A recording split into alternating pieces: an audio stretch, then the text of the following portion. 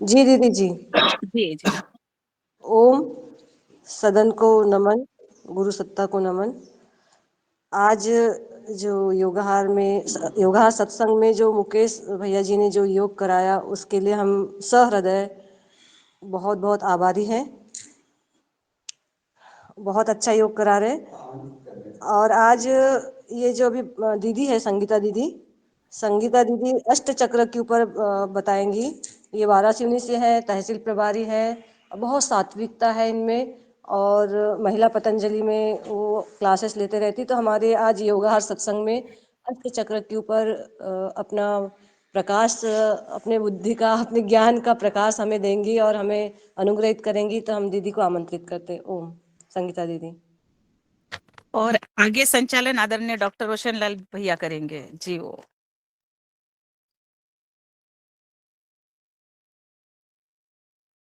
कल्पना दीदी ही करेगी, जो आमंत्रित कर रहा वही करेंगी, ऐसा निवेदन है। भैया जी मैं अभी रास्ते में रहूंगी, घर जाऊंगी। वो रास्ते में रहती है इसीलिए। ठीक है ठीक है। ओम। आदेश सिरोधारी।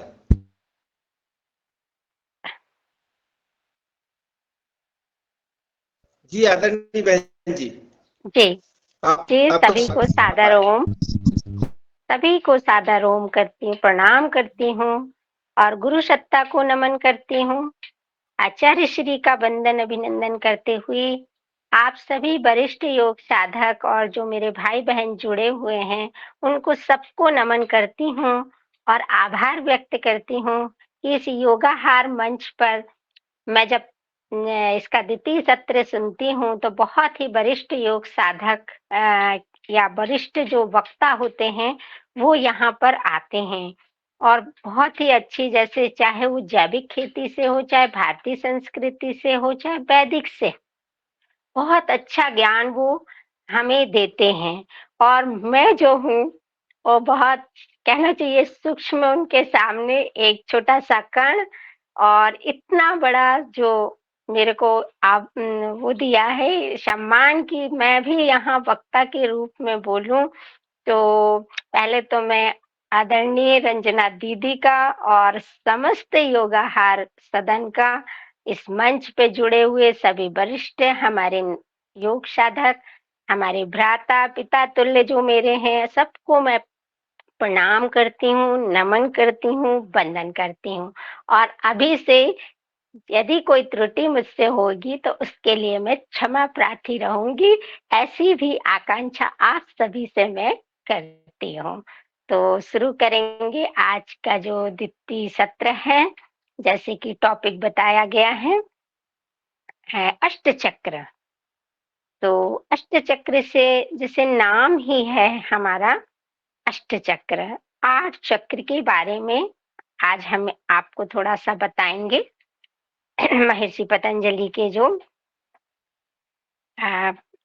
योग दर्शन वगैरह में है और उन्होंने भी इस पर कार्य किया है अष्ट चक्र पर। और हमारे जो वेद हैं उनमें इसके प्रमाण मिलते हैं। स्वामी दयानंद सरस्वती जी के जो वेद थे उनमें इन अष्ट चक्रों का प्रमाण हमें मिलता है, क्योंकि वेदों को क्या कहा गया है? ईश्वर की वाणी कहा गया है। वेद जो है वह स्वतः प्रमाण है, और जो वेद वाणी है वो ऋषि वाणी है, भगवत वाणी है। ऐसा सभी लोग, या ऐसा हम पुराणों में, वेदों में, उपनिषदों में ऐसा वर्णित हम सभी उसका अध्ययन करते हैं। तो अष्ट चक्र जो है, तो यदि इसके इतिहास के ऊपर हम थोड़ी सी नजर डालें तो स्वामी दयानंद सरस्वती जी ने तो वेदों में कहा, फिर उनके एक परम शिष्य हुए स्वामी आत्मानंद जी, उन्होंने भी इन अष्ट चक्र पर गहन कार्य किया। फिर और आए स्वामी सत्यानंद जी भी आए। फिर आचार्य श्री राम शर्मा ने तो, जो हमारे गायत्री परिवार के संस्थापक थे, बहुत ही बुद्धिजीवी थे, और उन्होंने इन अष्ट चक्रों को ब्रह्म वर्चस्व बताया। उनका कहना था कि ये अष्ट चक्र जो हमारे शरीर में मौजूद है, हमारे बॉडी में, वो ब्रह्म वर्चस्व के समान है। यानी हमारा इन अष्ट चक्रों को जब हम जागृत कर लेते हैं तो हमें ब्रह्म सदृश हो जाते हैं या हमें भगवत की प्राप्ति हो जाती है। तो इतना गहन अध्ययन किया। आचार्य श्री राम शर्मा जी के बाद फिर आए ऋषि पतंजलि, उन्होंने भी इन अष्ट चक्रों पर कार्य किया। स्वामी जी ने कार्य किया और फिर हमारे वर्तमान के जो धन्वंतरी हैं, सभी लोग आप लोग जानते हैं आचार्य श्री को। तो आचार्य श्री ने इस पर बहुत रिसर्च किया और उन्होंने एक किताब लिखी, पुस्तक लिखी, आयुर्वेद सिद्धांत रहस्य। ये आयुर्वेद सिद्धांत रहस्य जो उनकी पुस्तक है, ये वर्ल्ड में एकमात्र ऐसी पुस्तक है जो 70 लैंग्वेज में लिखी गई है। इतनी भाषाओं में लिखी जाने वाली यह यानी प्रथम पुस्तक है आयुर्वेद सिद्धांत रहस्य। और एक और बताएं, इसी में उन्होंने एक टॉपिक लिखा, शरीर विज्ञान एवं अष्टचक्र, और इसमें उन्होंने बहुत सुंदर वर्णन किया। और जो हमारा 7वां चक्र था बिंदु चक्र, मनुष्य चक्र, इस पर उन्होंने बहुत रिसर्च की, क्योंकि वेदों में तो कहीं कहीं ना षट चक्र और सप्त चक्र के बारे में ही ज्यादातर वर्णन था। बिंदु चक्र के बारे में भी आत्मानंद जी ने बताया, लेकिन उसको मूल रूप से बाहर लाया हमारे आचार्य श्री ने। तो ऐसे आचार्य श्री को हम वंदन अभिनंदन भी करते हैं। और हमारे वर्तमान के वो आयुर्वेदाचार्य हैं। आयुर और वेद का रहस्य जिससे ज्ञात हो वही आयुर्वेद है, और ऐसे आयुर्वेदाचार्य को हम सत सत नमन करते हैं। तो अथर्ववेद में भी बहुत सुंदर कहा गया है नष्ट चक्रों के बारे में। अष्ट चक्र नभ द्वारा देवानाम पुरयोद्धा तस्याम हिरण्यकोश्या सर्गो ज्योतिषा व्रतम। अर्थात हमारी इस अयोध्या रूपी देह में 8 चक्र और 9 द्वार हैं। 9 द्वार तो आप सभी लोग जानते हैं कौन कौन से हैं हमारे 9 द्वार। हमारी 2 अक्षी हैं, 2 हमारे कान है, 2 नासिका है, 1 मुख है, और 2 हमारे नीचे के पायु एवं उपस्थ, अर्थात हमारे एनस और यूरिनरी ग्लैंड। ये ऐसे 9 हमारे छिद्र हमारे शरीर में हैं और 8 चक्र हैं। अब इन 8 चक्रों के बारे में, ये हमारे शरीर में कहाँ स्थित हैं? तो ये 8 चक्र हमको दिखाई तो कभी नहीं देते, दृश्य नहीं है। ये जो चीज दृश्य है, देखो सब चीज तो दिख रहा है, लेकिन हम जिनके बारे में वर्णन कर रहे हैं, यहाँ पर आपको बता रहे हैं, वो हमें दिखाई नहीं देते। वो हमारी रीढ़ की हड्डी यानी हमारे मेरुदंड में, जो पीछे की भाग में, अब हम उसे सामने से भी इंगित कर सकते हैं या फिर पीछे से बता सकते हैं कि हमारी रीढ़ की हड्डी के मूल भाग से लेके हमारे सहस्रास्त्र यानी हमारे कपाल भाग के ऊपरी भाग तक ये स्थित होते हैं हमारे 8 चक्र। चित्र सभी ने देखा होगा, सभी योगी साधक भाई बहन हैं और सबने पढ़ा भी होगा अष्टांग योग के तहत इनको, अष्ट चक्र को। तो ये अष्ट चक्र किस प्रकार से हमारे शरीर में स्थित है, थोड़ा सा इसको हम बताते हैं कि इनकी स्थिति कहाँ पर है और इनके सक्रियता से जब ये सक्रिय होते हैं तो हमारे शरीर में जो 8 तंत्र हैं, कितना संयोग बताया गया। देखिए, अष्ट चक्र, अष्टांग योग, यम नियम आसन प्राणायाम प्रत्याहार धारणा ध्यान समाधि, ये 8 अंग हैं अष्टांग योग के। ऐसे ही अष्ट चक्र हैं, अष्ट तंत्र हैं हमारे शरीर में, 8 तंत्र हैं हमारी बॉडी में। और ये जो चक्र हैं ये क्रमशः उन तंत्रों को कंट्रोल करते हैं, नियंत्रित करते हैं उनको।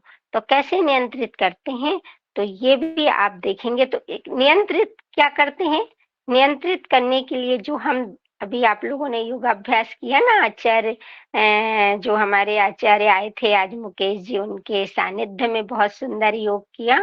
तो ऐसे जब आप योग, आसन, प्राणायाम करते हैं तो हमारे ये अष्ट चक्र जागृत होते हैं। तो सिंपल यदि कहें तो अष्ट चक्र को जागृत करने के लिए हम योग, आसन, प्राणायाम, ध्यान जो करते हैं उससे ही हम इनको एक्टिवेट कर लेते हैं। तो पहला जो हमारा चक्र है जिसका नाम है मूलाधार चक्र।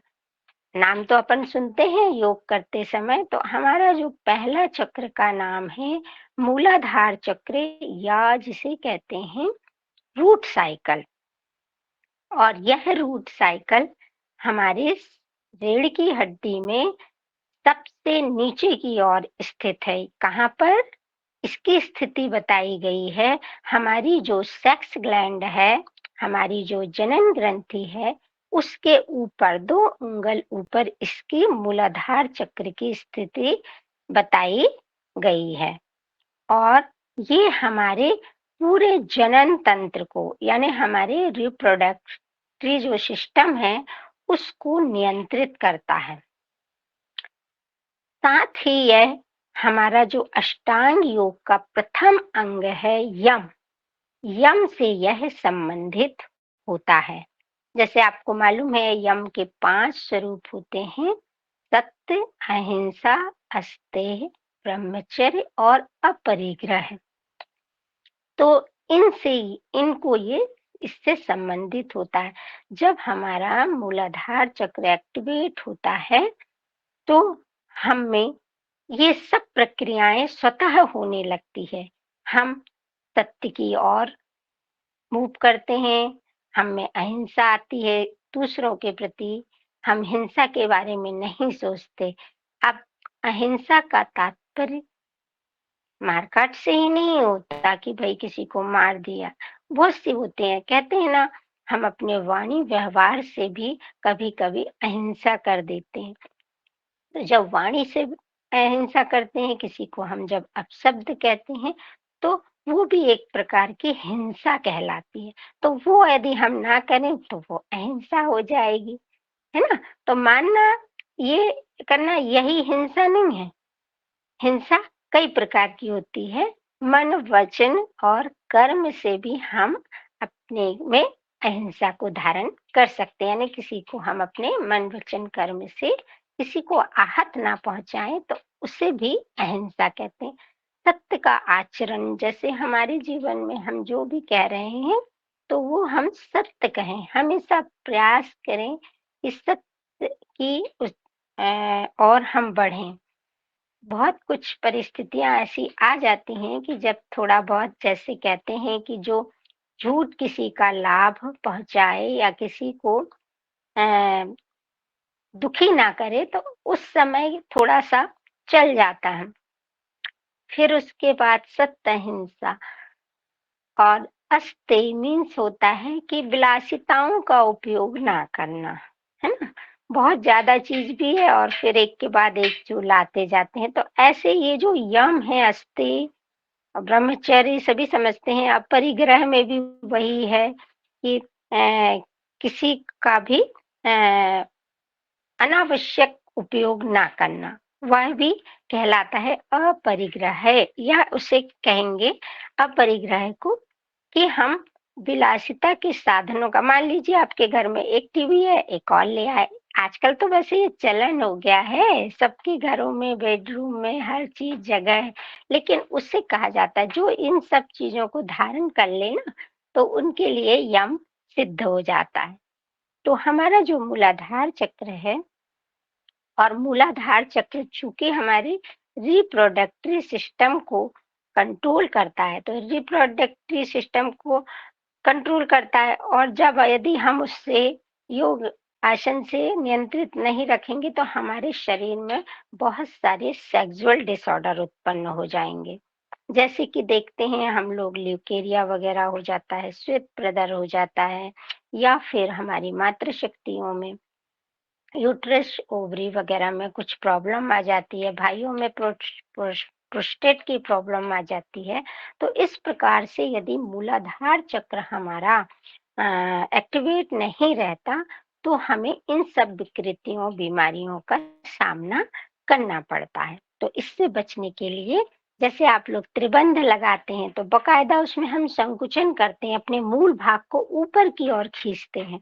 तो जब मूल भाग को ऊपर, अभी थोड़ी देर पहले भाई जी ने बताया भी कि हमारा जब मूल भाग हम जब संकुचन यानी करते हैं तो हमारे शरीर में कोई भी सेक्सुअल डिसऑर्डर, यौनांग विकार उत्पन्न नहीं होते हैं।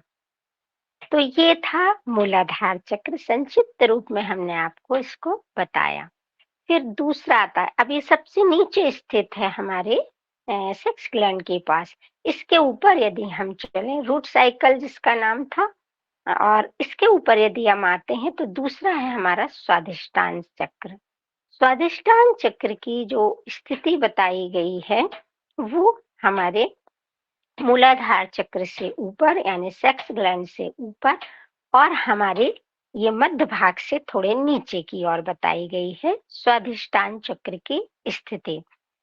स्वादिष्टान चक्र जो है वो हमारे एक्सक्रेटरी सिस्टम को नियंत्रित करता है, यानी हमारे उत्सर्जन तंत्र को नियंत्रित करता है।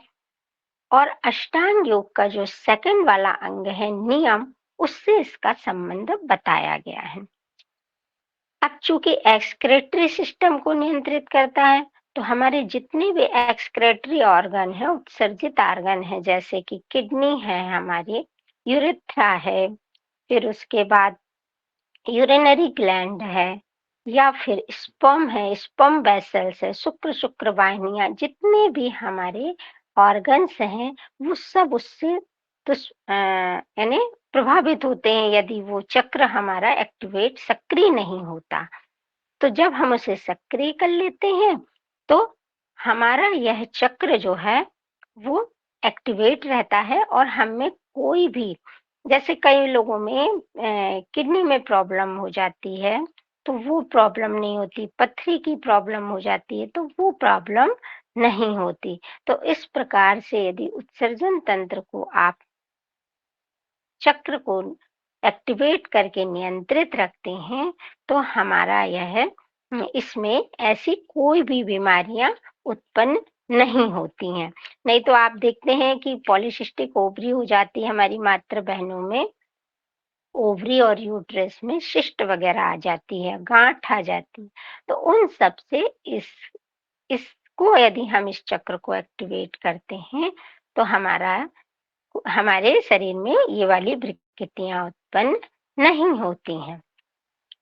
उत्सर्जन तंत्र फिर स्वादिष्टान चक्र जो सैक्रल साइकिल कहलाता है। पहला मूलाधार था रूट साइकिल, सेकंड है स्वादिष्टान सैक्रल साइकिल, और फिर थर्ड आता है हमारा मणिपुर चक्र।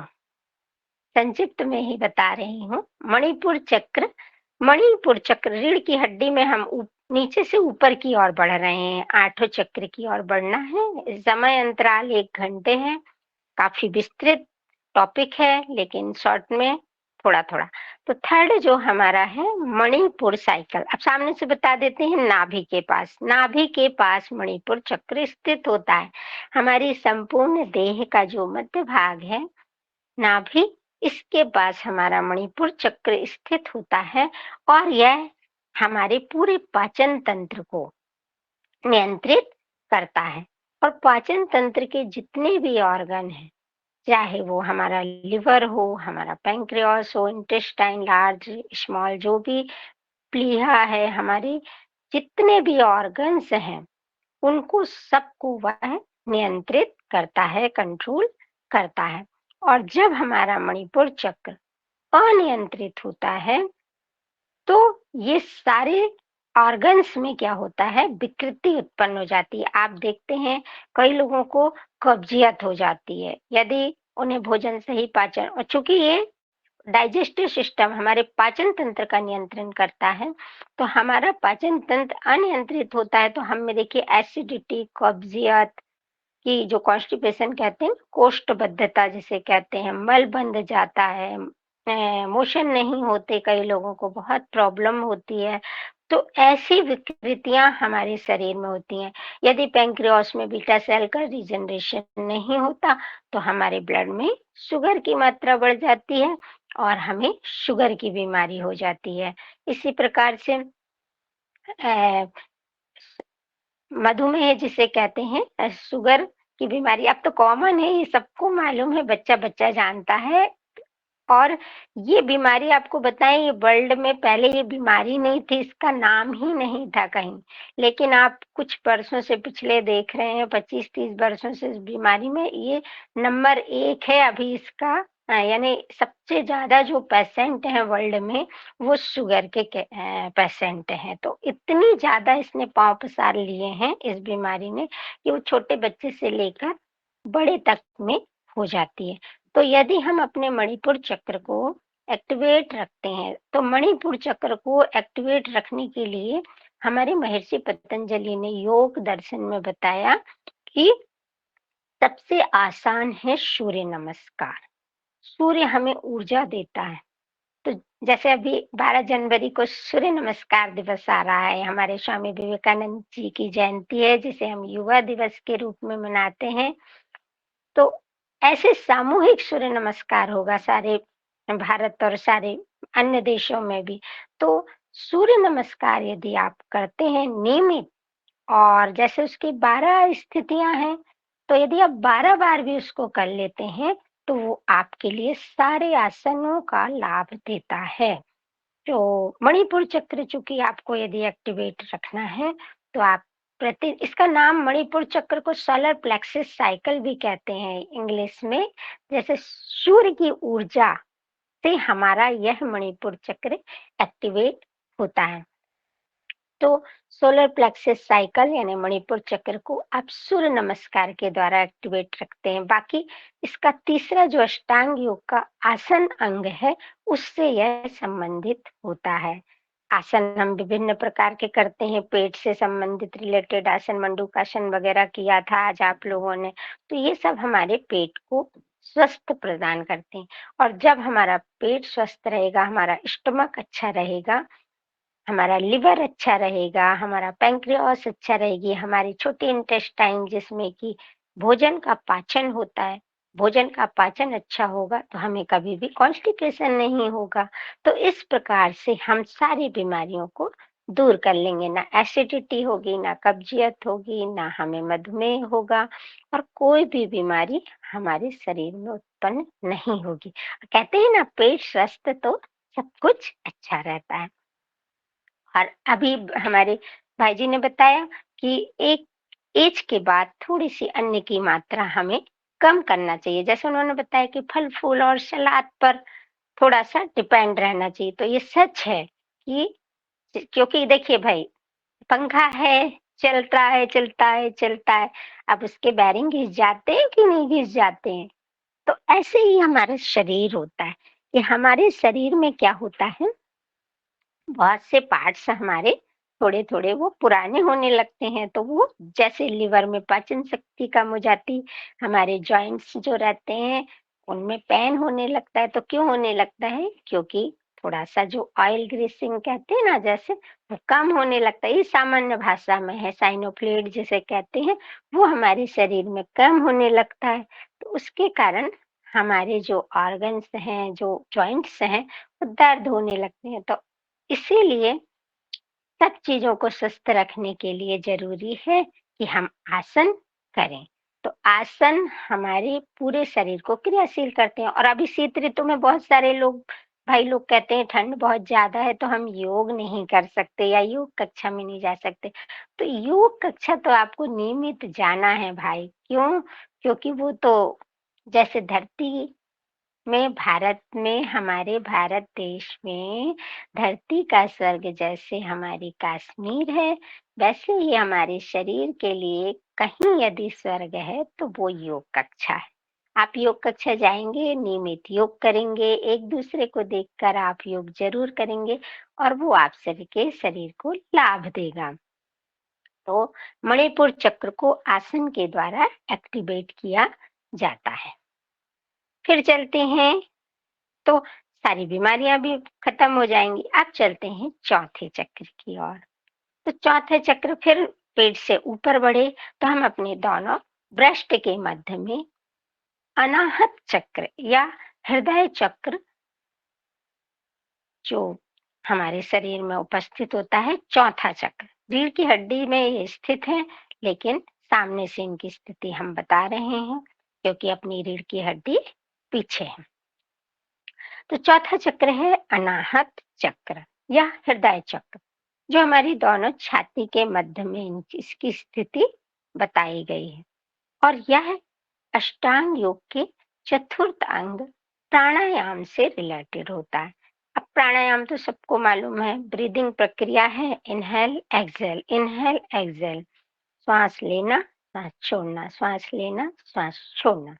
तो प्राणायाम की प्रक्रिया से हम अपने अनाहत चक्र को बिल्कुल एक्टिवेट कर सकते हैं। तो जो लोग नियमित प्राणायाम करते हैं तो उनको अनाहत चक्र, अब क्या होता है, अब जब वो प्राणायाम नहीं करेंगे, एक उम्र तक तो ठीक है, ब्लड में थोड़ा सा पतलापन रहता है, ब्लड एकदम से, लेकिन अब जैसे शीत ऋतु है, उम्र बढ़ती है, ब्लड थोड़ा गाढ़ा होने लगता है, शीत ऋतु में भी ब्लड गाढ़ा होता है। तो आप देखते हैं ज्यादातर जो अटैक आते हैं वो शीत ऋतु में बहुत ज्यादा आते हैं। तो क्या होता है, हम अपने शरीर को क्रियाशील कम करते हैं, ठंड लग रही करके एक स्थान पर बैठे रह जाते हैं बहुत देर तक, या फिर कुछ भी कार्य करने के लिए बचते हैं कि अरे ठंड बहुत लग रही है, या धूप में ही खड़े रह जाते हैं। तो हमें अपने शरीर को ज्यादा से ज्यादा क्रियाशील रखना है इस शीत ऋतु में। और आप यदि देखेंगे कि ज्यादातर जो अटैक्स हैं या फिर हाई ब्लड प्रेशर होना या लो ब्लड प्रेशर होना, ये सब प्रक्रियाएं इस सीजन में ज्यादा देखी जाती हैं।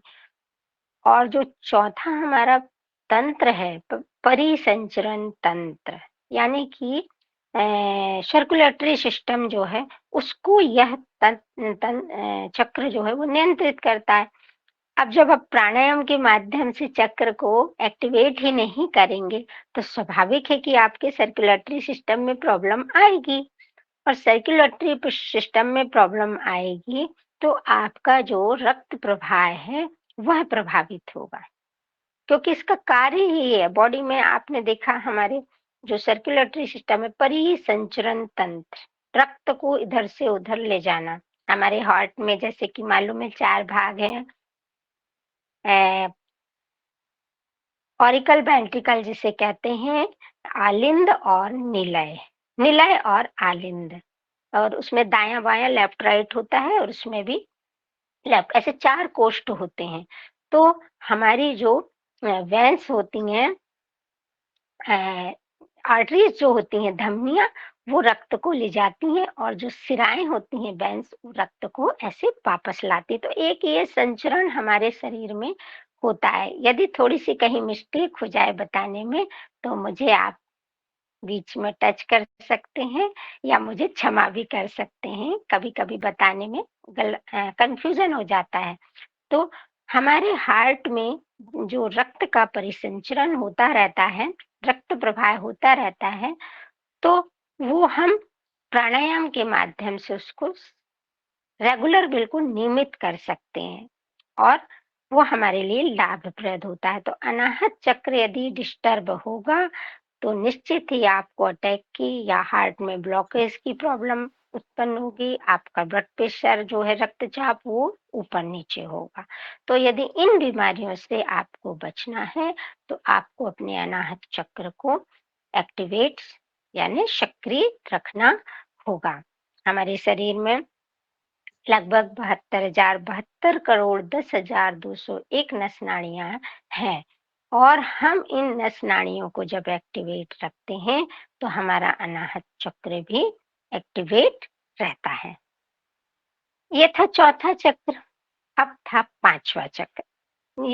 अब ऊपर चले तो हम आ गए कंठ में। तो ये विशुद्धि चक्र जो है, थ्रोट साइकिल जो है, ये हमारे कंठ में स्थित होता है। इसकी स्थिति जो बताई गई है वो कंठ में बताई गई है, विशुद्धि चक्र की स्थिति। और विशुद्धि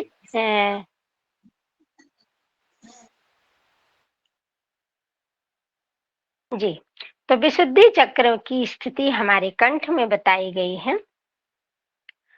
यह हमारे जो रेस्पिरेटरी सिस्टम है, हमारा जो श्वसन तंत्र है, उसको नियंत्रित करता है।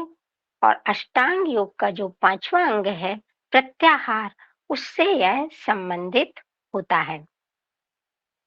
प्रत्याहार हम जितनी भी यौगिक क्रियाएं करते हैं, और जैसे अभी हमने थोड़ा सा एग्जाम्पल दिया कि हम लोग ठंड की ऋतु में क्या करते हैं, इग्नोर करते हैं कि नहीं क्या करना, इतनी ठंड है हम योग नहीं करेंगे। तो इस प्रकार से हमें एक आलस्य आता है, ज्यादा से ज्यादा हम सोते हैं, जबकि शीत ऋतु में बहुत लंबी रातें होती हैं। आपने ये इस बात, दिन छोटे होते हैं, लंबी रातें होती है, वैसे ही ऑलरेडी लंबी रातें होती है और हम और भी ज्यादा सोते हैं। तो हमें बिस्तर सुबह छोड़ना है। तो आलस्य एवं प्रमाद को यदि हम अपने आप से दूर करते हैं तो वही प्रत्याहार है। तो हम ऐसे यदि करेंगे तो हमारा जो थॉट साइकिल है, विशुद्धि चक्र है, वह एक्टिवेट रहेगा। और वो एक्टिवेट रहेगा क्योंकि हमारे रेस्पिरेटरी सिस्टम को, हमारे श्वसन तंत्र को, श्वास प्रश्वास को जो नियंत्रित कर रहा है, तो वह भी हमारा स्वस्थ रहेगा। और फिर हमें गले से रिलेटेड जैसे बीमारियां हो जाती हैं, थोड़े से ही उसमें सर्दी, जुकाम, खांसी, थायराइड ग्लैंड का बढ़ना, थायराइड का कम होना, बढ़ना, गोइटर हो जाना, गले की ग्रंथि बढ़ जाती है, देखा है आपने, गलकंड रोग हो जाता है, ऐसे गला लटक जाता है। तो इन सब बीमारियों से हम बच सकते हैं यदि हमारा विशुद्धि चक्र एक्टिवेट होता है। तो विशुद्धि चक्र को एक्टिवेट रखेंगे तो हम सर्दी जुकाम, दमा भी हो जाता है, दमा भी इसी से रिलेटेड बीमारी है। कई लोगों में सीढ़ियां चढ़ते वक्त सांस की प्रॉब्लम हो जाती है, सांस भरने लगती है। तो इन सब से हम निजात पा सकते हैं यदि हमारा विशुद्धि चक्र जो है वो एक्टिवेट रहता है। विशुद्धि चक्र से हमारी जो श्वास प्रश्वास की प्रक्रिया है वह भी नियंत्रित होती है। श्वास हम लेते हैं बाएं स्वर से, छोड़ते हैं दाएं स्वर से, और ज्यादातर व्यक्तियों का जो स्वर है वो बायां ज्यादा चलता है। कहते हैं ना, जब सुबह बिस्तर से आप उठते हैं और नीचे पैर रखते हैं तो सबसे पहले वही पैर रखें जो जो आपका स्वर चल रहा हो। तो अब इतना तो कोई जज करता नहीं सुबह उठ के कि हमारा कौन सा स्वर चल रहा है, और किसी को समझ में भी नहीं आता। तो सिर्फ ज्यादातर ध्यान रखें कि बायां स्वर ज्यादा चलता है तो बाएं पैर को ही पहले नीचे रखें। सही हूँ, गलत तो नहीं हूँ कहीं? नहीं तो कोई जरूर टच कर दीजिएगा। फिर चलते हैं अपने छठवें चक्र की ओर। अब छठवां चक्र कंठ से हम आ जाते हैं भ्रुकुटी मध्य पर, जहां हम अपनी बिंदी या भाई हमारे तिलक लगाते हैं। तो इस भ्रुकुटी मध्य, दोनों हमारी जो भौं हैं, इसके मध्य में ये आज्ञा चक्र, ये सबको मालूम है क्योंकि सब लोग ध्यान करते हैं। और ध्यान जब करते हैं तो ध्यान करते समय वो आज्ञा चक्र पर अपना ध्यान केंद्रित करते हैं। तो हमारे जो आज्ञा चक्र की स्थिति दोनों भौं के मध्य में बताई गई है। और दोनों भौं के मध्य में इस आज्ञा चक्र की जो स्थिति बताई गई है, तो ये हमारे ये जो तंत्रिका तंत्र है, नर्वस सिस्टम, इसको यह नियंत्रित करता है, इसको यह कंट्रोल करता है। हमारा तंत्रिका तंत्र यानी कि पूरी नस नाड़ियां उसमें आ गई, है ना। नस नाड़ियों का केंद्र बिंदु क्या है? नाभि है। शरीर में बहुत सारी नस नाड़ियां, जैसे हमने अभी बताई थी, 72 करोड़ 72 लाख 10,201 नस नाड़ियां, जिसका केंद्र बिंदु नाभि है। तो ऐसा हमारा तंत्रिका तंत्र है, इसको आज्ञा चक्र नियंत्रित करता है। और जो हमारा छठवां अंग है अष्टांग योग का, धारणा, धारणा से यह संबंधित होता है। धारणा से किसी भी चीज को धारण करना, है ना। अब अच्छी चीजों को धारण करना, कई बुरी चीजों को भी धारण करते हैं। कर्मों का लेखा जोखा तो खैर ऊपर वाले का है ना। कुछ लोग अच्छी चीजें धारण करते हैं। देखिए आज भी अपन देखते हैं दुनिया में चोरी करने वाला चोरी करता है, और अच्छे कार्य करने वाला अच्छे कार्य करता है, जो पुरुषार्थ करता है, परोपकार करता है, बहुत से अच्छे कार्य करता है। तो जब हम अपने तंत्रिका तंत्र को नियंत्रित रखते हैं तो तंत्रिका, हमारी जितनी भी नस नाड़ियां हैं वो एक्टिवेट हो जाती हैं। मुख्य जो नस नाड़ियां हैं वो 3 बताई गई हैं हमारे शरीर में। कौन-कौन सी? जैसे अभी मैंने बताया, बायां स्वर इड़ा नाड़ी, दायां स्वर हमारी पिंगला नाड़ी और मध्य में हमारी सुषुम्ना नाड़ी। तो ये 3 नाड़ियां जो हैं यह मुख्य बताई गई हैं हमारे शरीर में, जिनसे हमारा श्वास प्रश्वास होता है। या हम कहें जैसे हमारे प्रयागराज में गंगा यमुना सरस्वती नदी का संगम स्थान है, वैसे ही हमारे इस शरीर में हमारी इड़ा पिंगला और सुषुम्ना नाड़ी का जो प्रयागराज है वो यहाँ मध्य में स्थित है। और जब इस प्रयागराज को आप स्वस्थ मजबूत रखते हैं तो आपकी संपूर्ण देह जो है वह भी प्रयागराज ही बन जाती है। जैसे प्रयागराज में डुबकी लगाकर लोग मोक्ष की प्राप्ति करते हैं, वैसे ही आप अपने प्रयागराज को मजबूत स्वस्थ रखकर उसकी डुबकी में स्नान लगा के ब्रह्म वर्चस्व हो सकते हैं। अहम ब्रह्म, सुप्रीम पावर जैसे कहते हैं, वो वाली स्थिति आ जाती है। तो ये था हमारा आज्ञा चक्र। यदि आपकी आज्ञा चक्र एक्टिवेट रहेगा तो आपका तंत्रिका तंत्र भी स्वस्थ रहेगा, और तंत्रिका तंत्र आपका स्वस्थ रहेगा तो फिर आपके शरीर में कोई भी विकृति उत्पन्न नहीं होगी। फिर 7वें चक्र की ओर चलते हैं। 7वें चक्र का नाम है विशुद्धि चक्र। यहाँ तक आए थे। अब 7वां हमारा आ गया रीढ़ की हड्डी में, यहाँ पीछे मस्तिष्क में पीछे की ओर इंगित करते हैं इसको। लास्ट हमारा सहस्त्रास्त्र कपाल पे है।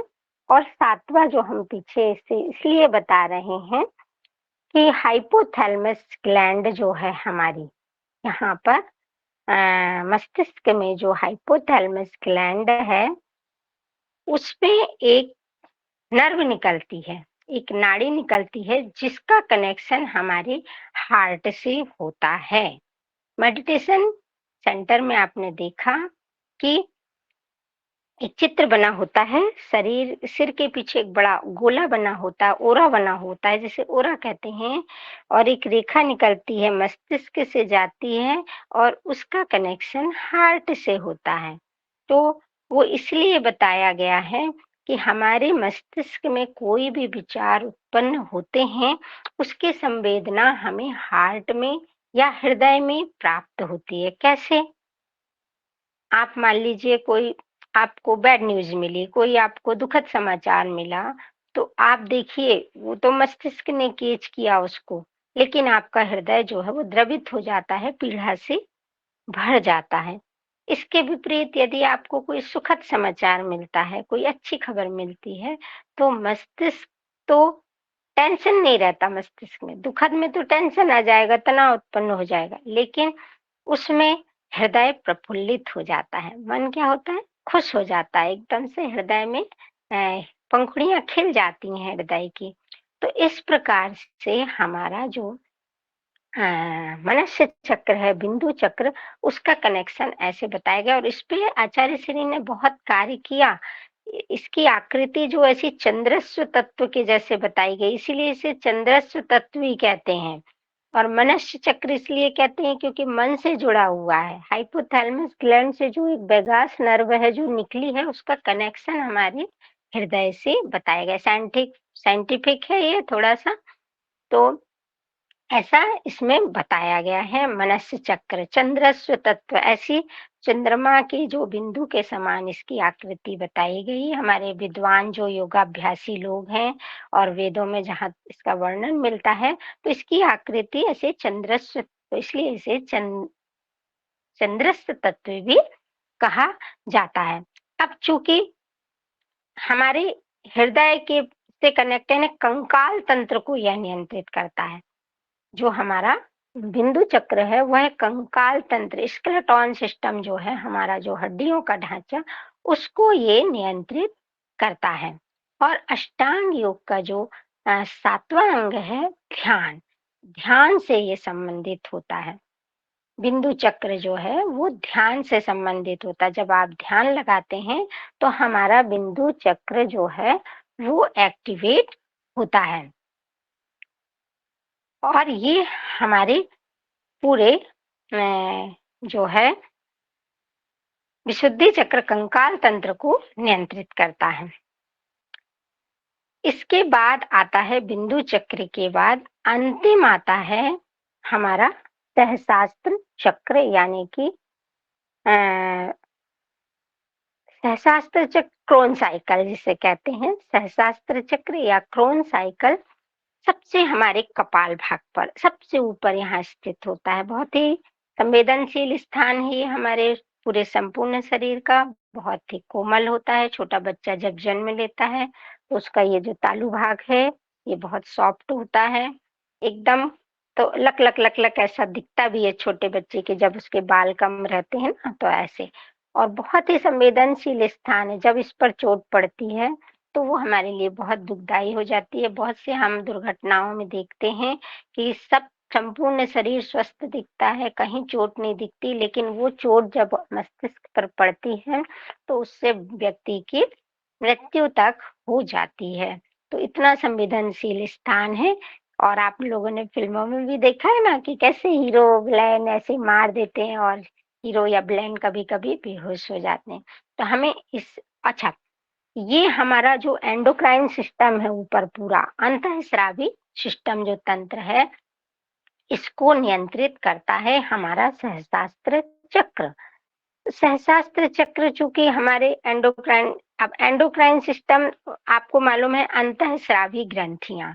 अंतःस्रावी ग्रंथियां हाँ बहुत सारी हैं हमारे शरीर में। तो हमारे सबसे ऊपर तो हाइपोथैलेमस में एक छोटी सी मटर के दाने के बराबर की पिट्यूटरी ग्लैंड है जिसे कहते हैं पीयूष ग्रंथि। यह हमारे संपूर्ण शरीर की मास्टर ग्लैंड है। थाइमस ग्लैंड है, थायराइड ग्लैंड है, पैंक्रियाटिक ग्लैंड है। ऐसे जो अंतःस्रावी ग्रंथियां हैं उनको ये नियंत्रित हमारा सहस्रास्त्र चक्र करता है।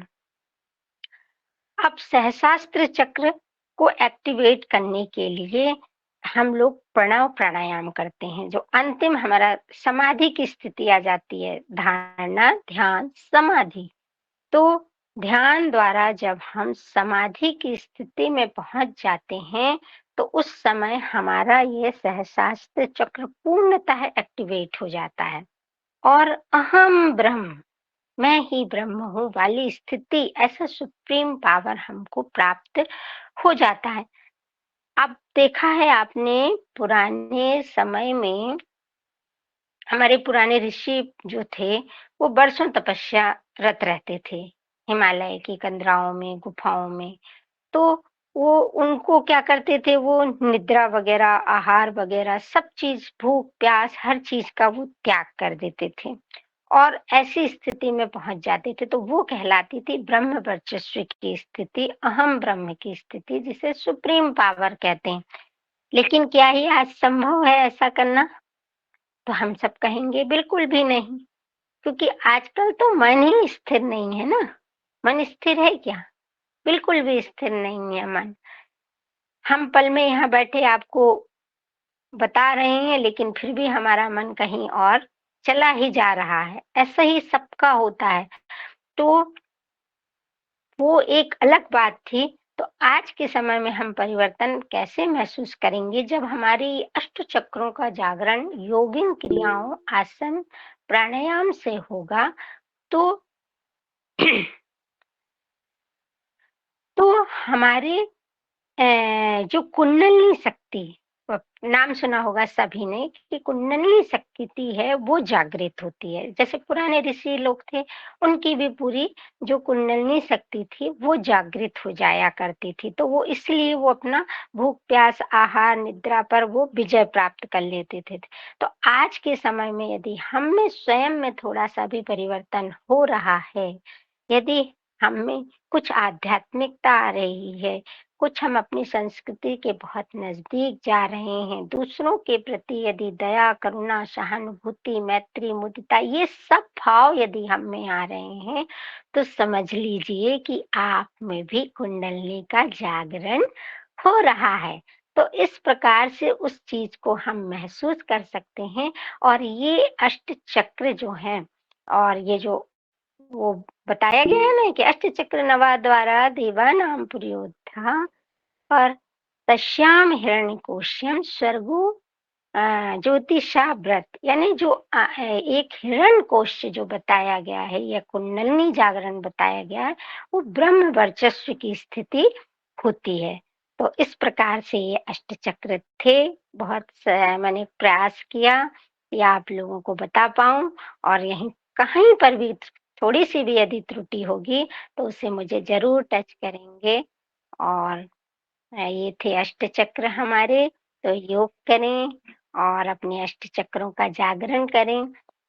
अष्ट चक्र जागरण होंगे तो निश्चित ही आपके शरीर में आप परिवर्तन को महसूस करेंगे, क्योंकि परिवर्तन ही जीवन है और कायांतर ही विश्राम। संजना दीदी, ये बहुत थोड़ा सुंदर सा बहन जी, मेरा बहुत सुंदर बहन जी, बहुत बढ़िया। आपने अष्टांग योग को आपने पूरे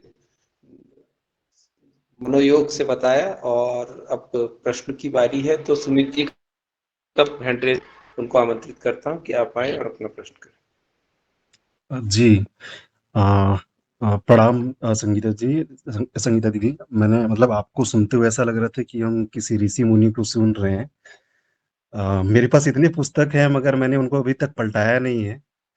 राजी दीक्षित जी के उन्होंने जो भाई सभी जो नाम भी दिए। बोल रहे हैं थोड़ा वीडियो ऑन कर लें, मुझे इतना बड़ा सम्मान मत दीजिए। जी, तो मैं तो अभी नहाया धोया ब्रश भी नहीं किया हूँ, बैठा हूँ। कोई तो बात नहीं भाई जी, कोई बात नहीं। नहाए धोए क्या हुआ, जो मन मैल न जाए, मीन सदा जल में रहे, धोए बास न जाए। ये तो कोई जी बात ही नहीं हुई। आपका मन पवित्र है, आपकी वाणी में ओजस्वता है, तो यही सबसे बड़ी पवित्रता है। जी, मेरा एक समष्टि का प्रश्न था, व्यष्टि का प्रश्न तो आएगा इसमें। जैसे हम योग में देखते हैं कि आदि योगी शिव जी, फिर है योगेश्वर श्री कृष्ण जी। तो इनका एक रूप शांत भी है और एक रूप रौद्र भी है। तो आप हम अभी जो आपकी जो वार्तालाप ने आपने जो बताया उसमें ये आया सारा कुछ शांत, अहिंसा, ये सभी चीजें आई। तो क्या बाद के ऋषि मुनियों ने वो अध्ययन छोड़ दिया या फिर हमने इसको नकार दिया क्या कि वो जो धर्म की रक्षा के लिए हिंसा का भाग आता है, तो उसका कोई अलग चक्र या अलग बिंदु है या केवल भगवत गीता पढ़ना पड़ता है तभी आता है? जी, इस पे थोड़ा मार्गदर्शन नहीं कीजिए। भाई जी, ये तो सिंपल है, बहुत सिंपल है। हमारी जी, 5 उंगलियां एक जैसी नहीं है। हाँ, आप हाँ। देखते हैं ना कि हमारी 5 उंगलियां ऐसी एक जैसी नहीं है। ऐसे सृष्टि में ईश्वर ने सभी इंसानों को बनाया तो समान, लेकिन उनके मस्तिष्क की जो सोच है, जो उसमें विकृति पैदा है। हुँ, व्यक्ति सोच से देखिए, कोई महान बन जाता है और कोई बुरा बन जाता है। आप देखते हैं ना, ये तो बहुत सिंपल है कि एक घर में यदि हमारी 2 संतान है, आप देखते हैं, छोटा सा उदाहरण लेंगे। जी, हमारे घर में यदि 2 संतान है, तो वो हाँ, हाँ। एक संतान थोड़ी-सी अलग होती है और दूसरी संतान कोई एक अंतर्मुखी होती है, कोई बहिर्मुखी होती है। जी, जी। कोई एकदम से मिलनसार होती है, कोई एकदम बिल्कुल संकुचित होती है। तो ये वो उसके कारण है। ऐसे ऋषि मुनि, कुछ ऋषि मुनि आप कुछ स्वार्थ के लिए या हिंसा भी कर देते हैं, या कुछ फिर जैसे कुछ कमाई भी कर लेते हैं। आप कहते हैं ना, अब ऋषि मुनि तो सॉरी ऋषि मुनि नहीं, जैसे आज के यदि हम संत महात्माओं की भी बात करें, तो वो लोग भी आप कुछ तो बहुत अच्छे हैं जो प्रामाणिकता के साथ अपना कार्य करते हैं और हमें पुरुषार्थ और परोपकार की ओर ले जाते हैं। और कुछ ऐसे भी हैं जो सिर्फ अपनी स्वार्थ सिद्धि के लिए उनको धन लालुपता रहती है या कुछ रहती है, तो वो उस प्रकार से अपना कार्य करते हैं।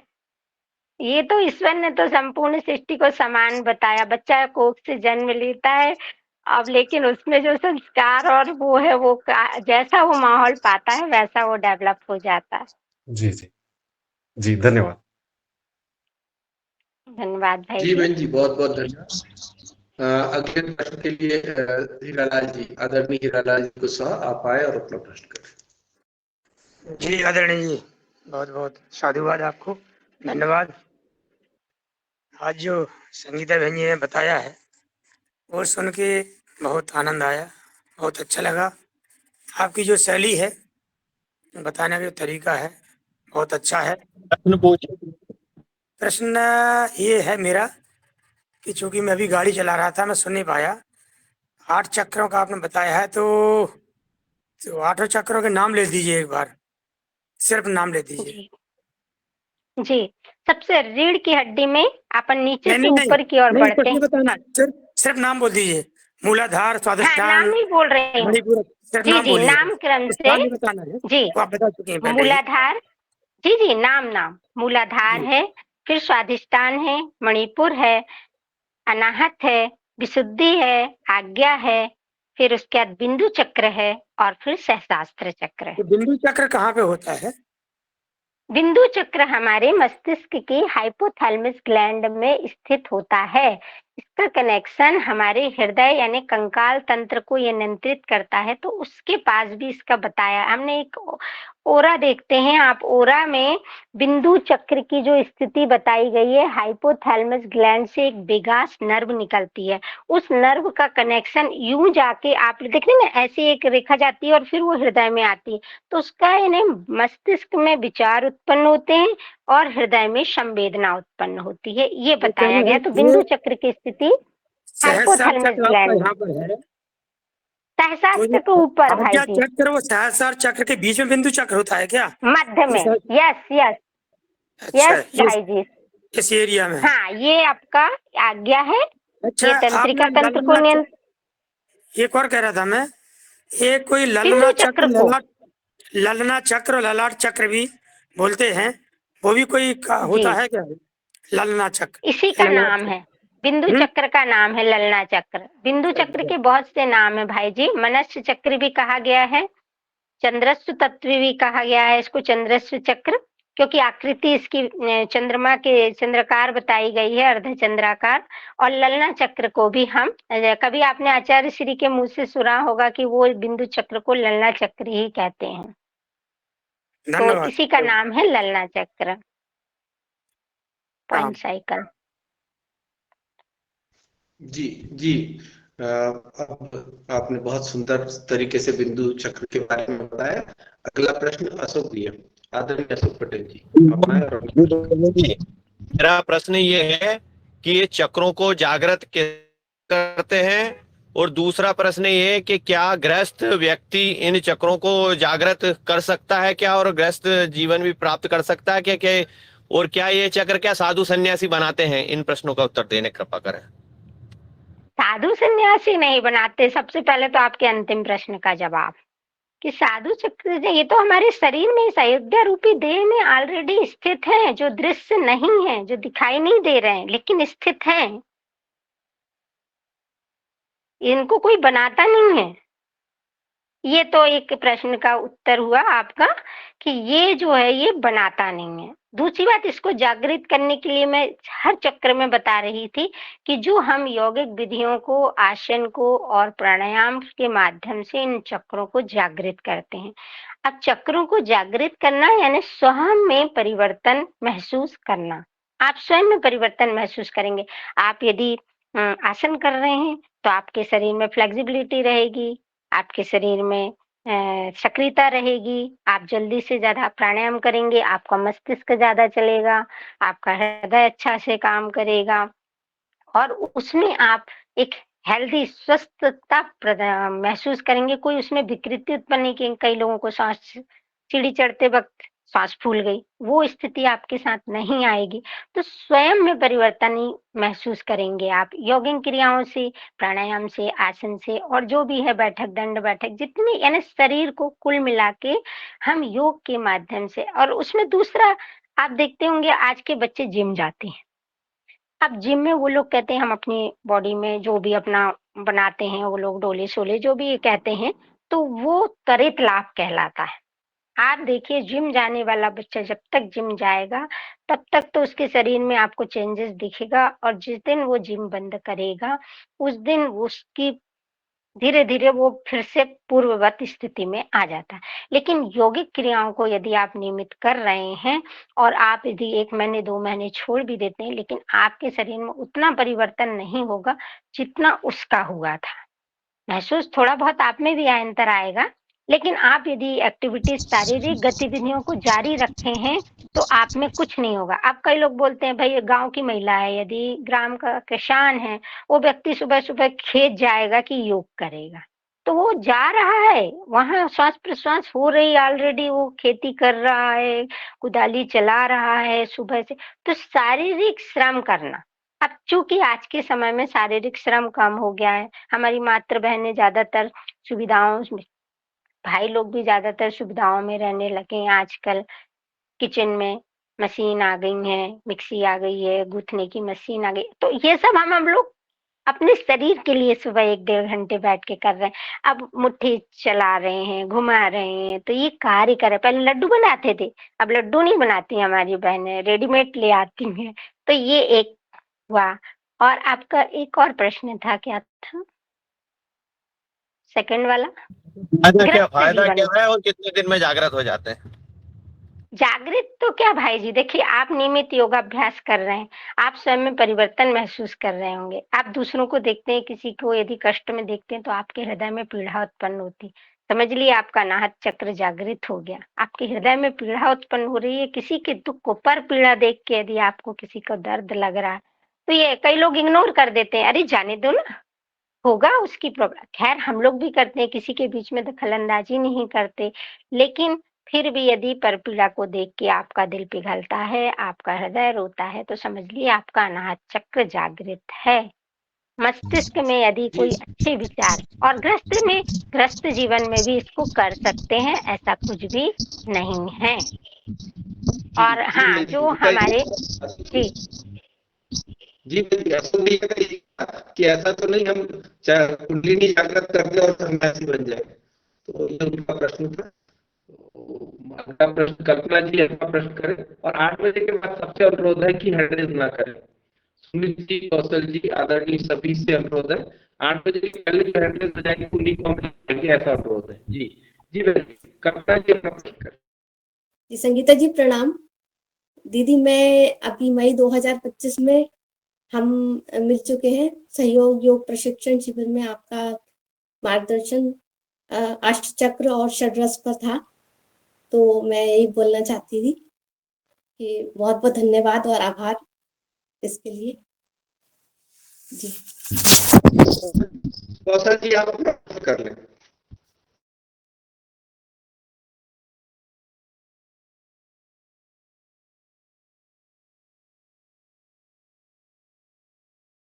क्षमा करें, मैं कुसुम भारद्वाज बोल रही हूँ।